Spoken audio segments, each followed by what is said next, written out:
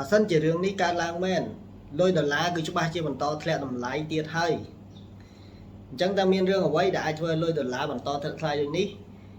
នៅក្នុងថ្ងៃទី4 ខែមិថុនាម្សិលមិញ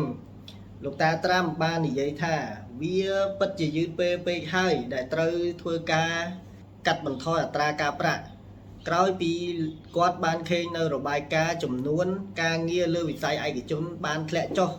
យ៉ាងគំហុកអញ្ចឹងសាររបស់លោកតាត្រាំគាត់បានសម្ដៅទៅលើប្រធានធនាគារកណ្ដាលលោក Jerome Powell ដើម្បីឲ្យលោក Powell គាត់ធ្វើការកាត់បន្ថយអត្រាការប្រាក់អញ្ចឹងបើសិនជារឿងនេះពិតជាកើតឡើងមែននោះប្រាក់ដុល្លារគឺច្បាស់ជាធ្លាក់ថ្លៃបន្ថែមទៀតហើយ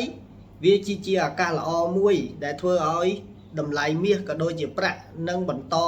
កើនឡើងតម្លៃរបស់វាដោយសារតែមាសនិងប្រាក់គឺជាគូដែលធៀបជាមួយនឹងលុយដុល្លារ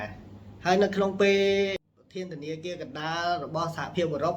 ក៏បានធ្វើការទម្លាក់នៅអត្រាការប្រាក់របស់ខ្លួនចំនួន9 ដងរួចមកហើយព័ត៌មាននេះវាគឺជាឱកាសមួយសម្រាប់ដល់បងប្អូនដែលធ្វើការជួញដូរនៅក្នុងវិស័យ Forex ឬឧបករណ៍និស្សិតដើម្បីរងចាំនៅឱកាសដែលធនាគារកណ្ដាលធ្វើការកាត់អត្រាការប្រាក់ហើយយើងនាំគ្នាអាចរងចាំធ្វើការជួញដូរតម្លៃមាសនៅពេលព័ត៌មានចេញមកឬសម្រាប់បងប្អូនដែលមានចំណាប់អារម្មណ៍ទៅលើវិស័យជួញដូរឧបករណ៍និស្សិតឬ Forex Trading នេះឬក៏ចង់សិក្សាស្វែងយល់បន្ថែមទៅលើវិស័យនេះបងប្អូនអាចធ្វើការទំនាក់ទំនងមកកាន់លេខទូរស័ព្ទរបស់ខ្ញុំបាទផ្ទាល់ឬក៏ស្វែងរកនៅលើ link នៅក្នុង profile របស់ខ្ញុំបាទដែលមានឈ្មោះថា Startup Forex